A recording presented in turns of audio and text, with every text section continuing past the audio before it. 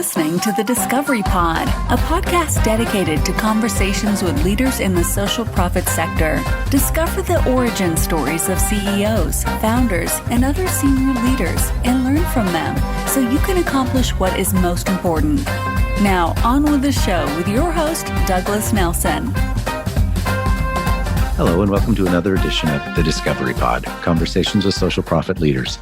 Our guest on the show today is Andrea Robertson. She's the CEO of STARS. She's been the CEO there since 2011, and we're really pleased to have her on the show today. Welcome, Andrea. Thank you. Pleased to be here. So I mentioned you've been the CEO at STARS for almost 9 years. Tell us a little bit about that organization, and then I'm going to ask you how you got there in the first place. You bet. Well, it's a pretty interesting story that I think is worth telling. So the rapid short version is a long time ago during the Vietnam conflict. Our founder was a young medical student and found himself in Vietnam and saw and witnessed what MASH units were able to accomplish. Comes home and fast forward a few decades later, and he finds himself as professor of medicine and the leader of the emergency department at the Foothills Medical Center in Calgary. And he, with a colleague named Rob Abernathy, who was the medical director of the emergency department of the Calgary General Hospital, the old hospital here, and they were seeing patients coming in that were dying, that they felt if they'd reached definitive care within a shorter period of time would indeed have survived. There's sort of a famous index case that we often refer to of a mom who had delivered a baby and had some postpartum complications and died, where they think for sure she would have been saved had she reached the city of Calgary faster. So STARS was born by those two physicians coming together and, unbeknownst to their spouses, signed away their homes and rented a helicopter and asked a bunch of people to volunteer should places in rural Canada or rural Alberta at that time think that they needed our help. And that's how STARS was born in 1985. So we've been in service now for 35 years. We, in 2011, when I came on, expanded into Saskatchewan and into Manitoba, and now have been in the business for that period of time and have cared for more than 42,000 people. And we know that we've saved many lives along the way and certainly changed many lives for certain. So it's a wonderful story to build a business like this. I don't think you would do it today. The business model is a bit crazy, frankly. And I think that one of the reasons we continue to succeed is because we are a niche market. So we provide a very, very small, narrow piece of the healthcare system that we happen to be really good at. The mode of transport that we use, and so, I always am very clear that this business is about critical care medicine. And the fact that we use a helicopter to get there is another piece of our business. So when I describe STARS, we're really primarily three major pillars. The first being, of course, critical care medicine. And really important that I get this across, I think, what sets us apart from other air medical programs in the world is that our care is completely provided oversight by critical care physicians. So we have 100 physicians that work for STARS, and their background is all emergency medicine, critical care medicine, or anesthesia. And they do this because they love it. But they provide oversight to all of our crew, and when required, are actually on the aircraft as well. And so it does set us apart. The second line of business is aviation, and it's a complicated one. When I came into this, I didn't appreciate how complicated the aviation business is. It's over 56% of our spend, our annual spend, goes to aviation. It's just a crazy expensive part of the business. And then the business of revenue generation. And at STARS, that is a combination of three things. It is government funding, which is different in every province in which we work in, and philanthropy. And we are a bit of a machine in that regard. We do raise a great deal of money every year. And we do revenue generation out of our call center where we do some remote monitoring and we get paid to do that. It's a simple business when it gets down to what we actually do. How we get there is a little more complex than I think meets the eye. Oh, I certainly understand that. You mentioned philanthropy and that you do raise a significant amount of money. And I'm sure you're aware that STARS is viewed as the gold standard for corporate partnerships in fundraising, not just in Western Canada, but across the country. The model and the loyalty that your organization has from corporate partners is really, really the envy of the sector. Well, I think that it frankly is just the nature of what we do. So the industries that we have partnered with for long, long periods of time have their employees or their companies are working in rural and remote parts of Canada. And so we're part of their safety budget line, frankly. So it's not always direct philanthropy from our corporate donors. Sometimes it is about their safety spend because we're either getting paid by them to do monitoring of their people that are working remotely or monitoring one of their remote work sites or highways or byways or whatever the industry is. But in addition to that, they have an invested reason to support us to ensure that we're there if something bad does actually happen to one of their employees or one of their employees' families. Right. Well, I would imagine having that kind of a relationship, whether it's part of the safety spend or philanthropy or both, takes a lot of trust that's built over time. As CEO, how much of your time or how have you approached building those relationships and fostering those relationships? Well, I'd love to say I had a grand plan. In hindsight, everyone has a grand plan. Yeah. When I came on, Dr. Powell is our founder. The intent was that I would take over as CEO and he would teach me the business of philanthropy over time. But just through an unfortunate series of events, I ended up taking over as CEO faster. And he fortunately is still around, but he had some health issues early days. So the transition happened quickly. So I learned the fundraising by trial and by fire and with some unbelievably talented fundraisers on our team. And so just very fortunate to be surrounded by great people. But the focus of my early days was all about operations because we were expanding and we had the fortune, again, of having great people in the other provinces to help us get our fundraising efforts started. And we had great early success in Saskatchewan. And again, with corporations, not in small part because we had great government support there. And we hired, we call him our grandfather of STARS in Saskatchewan, a fellow named Rod Gantafor, who was finance minister in the Brad Wall government and just opened a whole bunch of doors for us. So he was leaving government, moving into the next phase of his life, and we hired him. And he just helped us secure unbelievable partnerships with companies like Mosaic and now Nutrien, that was Potash at the time, and others that made it absolutely possible for us to get started there. And so we enjoy great support in Saskatchewan because of some of those early decisions. Calgary, Alberta, I guess sort of just happened in an evolutionary kind of way over time. So oil and gas, very early supporters of ours for what I stated, all those early reasons where they were looking for additional safety support. We were looking for partnership. STARS honestly grew by one patient at a time. So people were exposed by the fact that we were able to save a farmer or someone in industry, and support grew. So support through agriculture has grown almost case by case. And now we're getting better at the bigger global asks. But I would be completely remiss if I didn't say our board was everything. So from early days to present day, we have an incredible board of directors. And so they've opened doors. This is a governing board. It's not a fundraising board. I know one of your questions is going to be about capital campaign because we're in the middle of a big one. And that is a separate structure to our board entirely. But our board of directors has been, we have the usual corporate structure of skills matrix. And because of the geography we serve, we think it's very important that we have regional representation. And so as a consequence of what we need in terms of skills and regional representation, we have a very large board. So we're sitting currently, we've got some transitions this year, anywhere between 18 and 20 member board. And I need to say that I don't go through any period of time where I'm not reaching out to one or more of them for one need or another. And so they're just unbelievable. And I don't know if you've peeked to see who's on our board, but it's an impressive group of folks. Yeah, absolutely.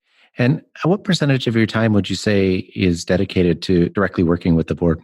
Oh, great question. So we only meet quarterly and then have all the usual committees. So ramp up to board is quite time consuming and board is time consuming. What I would say is I talk to my board chair no less than every couple of weeks, but just, half an hour catch up. There's always seems to be something going on here. And then ramp up to boards probably, 20, 40 hours. That's about it. Oh, that's all. It's one of the interesting things that we see when we're working with boards is you ask the CEO what percentage and you artfully avoided giving a percentage. It's not much though. Our board, I got to tell you, they make us better. I never leave a board meeting without some sort of learning or some way to improve this organization. I know that I'm very fortunate, but I don't run this board. The board runs this board. And they've got very good governance practices. They choose who's going to be on the board. We've got good term limits, and we use the skills on the board very intentionally. When we were going into this capital campaign, two of the board members, well-known CEOs in oil and gas, assisted me by just pulling a group of oil and gas CEOs together for a conversation.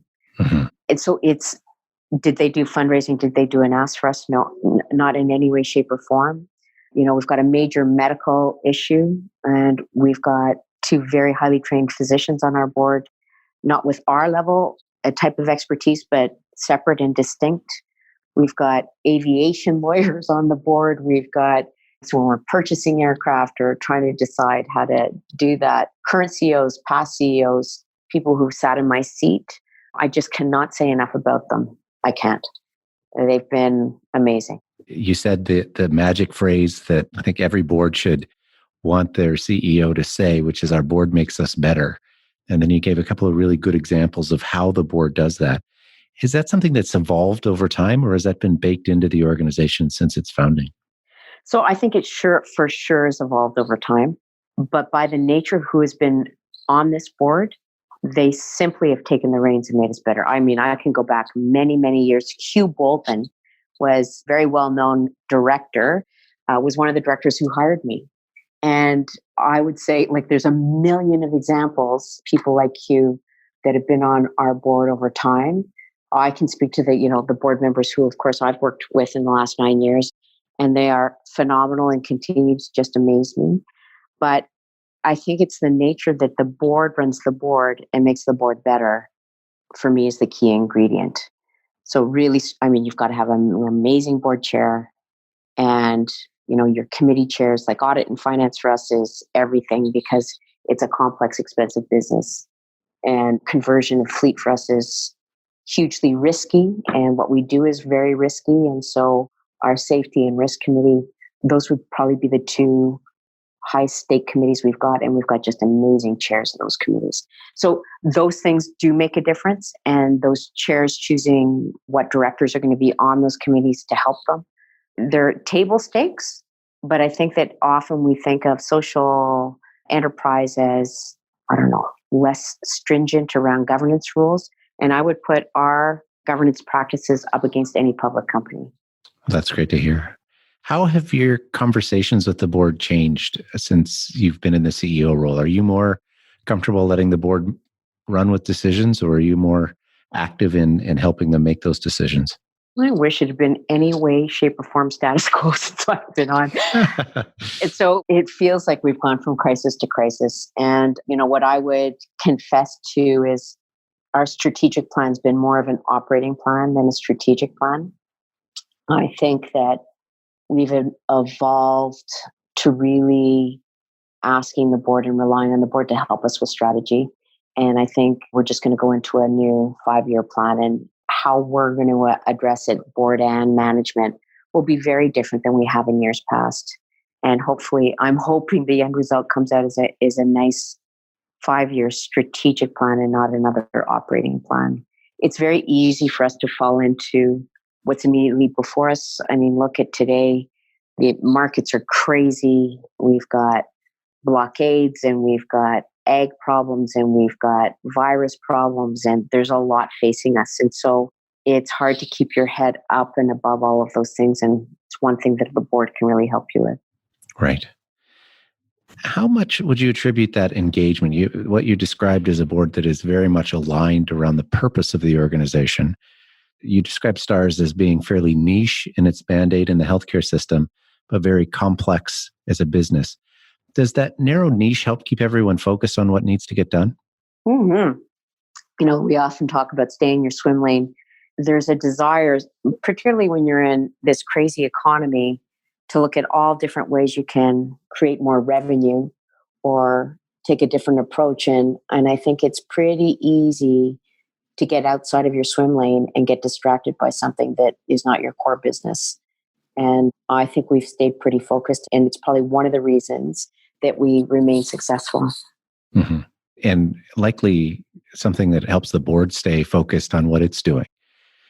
Because one of the things we see a lot with organizations that have very broad mandates, or they've interpreted their mandate as being very, very broad, is that it's hard to keep everyone focused on what we're trying to accomplish, not just over the next 5 years, but what we're trying to accomplish in the next quarter, the next month, or the next week. So in your niche, you're able to keep them focused on those things. I think so. Like the committee structure and the structure of the board is working very well. I've never seen an issue with lack of focus by the board. Yeah. That is a pretty powerful statement. And I think a lot of your colleagues are probably quite envious of you being able to say that, or wish that they could say it as well. Yeah. You mentioned the economy. You mentioned that philanthropy plays a very significant role. So let's turn to that capital campaign. You are in the midst of $138 million campaign to replace and renew the fleet of helicopters. You're well past halfway in that campaign. Given where the economy's at, how are the conversations with prospective donors different than they were maybe at the beginning of the campaign? Honestly, we've not been in the campaign now that long. So we were very fortunate to receive a significant amount of money from both the federal government and provincial governments. So I just need to say that we have raised just a little under 12 million in a short period of time in recent months. I would say that most important message for me is STARS is always in a capital campaign. So what we raise in a year is a capital campaign size. So we raise anywhere from 40 to 50 million every single year just to operate. And so that's year in, year out. Our biggest concern is a capital campaign eroding our base operating, right? And so that's probably the biggest concern. And that's when we talk to donors, that's what we talk about is, if you're interested in supporting, would you support us in addition to what you're normally doing? Because at the end of the day, we need fuel for the helicopters and to be able to pay the employees. And it comes down to that. So we've taken maybe an atypical approach also with this campaign, just because of the size of it. We are going after large gifts, not 20,000 people with, $1,000 gifts. We're trying to land large gifts. So far, so good. As you very rightfully pointed out, now it's going to get tough because we've got about a quarter to go. Now it's a really tough slugging. Yeah. And that's typical with most capital campaigns. How is that discussion of asking people to make a special gift or to make a gift in addition to the regular support? What have you learned from your donors in the midst of those conversations? They totally get it. So it's either a yes or a no. And so what I would say is our campaign cabinet's been really, really effective. And so gigantically fortunate. So I don't know if everybody would know the name Brad Wall. So he was the premier of Saskatchewan and since has moved into private life. And he has agreed to be our volunteer campaign cabinet chair for the whole organization. So we have Brad, and then we have campaign leaders in every jurisdiction. So Alberta's got more than the others because just the size of the province. And they all volunteer and meet. And a lot of the conversations have occurred without STAR staff. So the initial conversations have been those volunteers opening the doors. And then we either go back or the gift is secured just with our volunteer cabinet members. And so far, when we've gotten into the conversations about capital and operating, if it is a known entity, people that have supported us in the past, they're very accustomed to that with us. And so that's sort of not an abnormal ask. For new people, they seem to really understand when we explain our financial model. Right. And keeping that many volunteers all saying the same thing is no small challenge in its own right. Well, we've been fortunate. Some of them are past board members. So two of them in Alberta. So one is Dave Moen, who used to be, chair of or CEO of ATB, and actually was board chair and my boss for 6 years when I first started. Is one of our volunteers, and he knows us within an inch of our lives. So those kind of things, super helpful, right? He can go into any room and speak for us with not only clarity, but with complete accuracy. And so these are people that are calling their friends. And so many of the conversations are informal to begin with, but so far it's been very successful. Great. Well, that's really good to hear. And I wish you all the best of luck in the last quarter of the campaign. Thank you. I'll take it. Before we leave off there, I am interested because this comes up working with a lot of clients, the relationship between the volunteer campaign cabinet and the board. And what we see typically well-meaning, well-intentioned individuals wanting to contribute.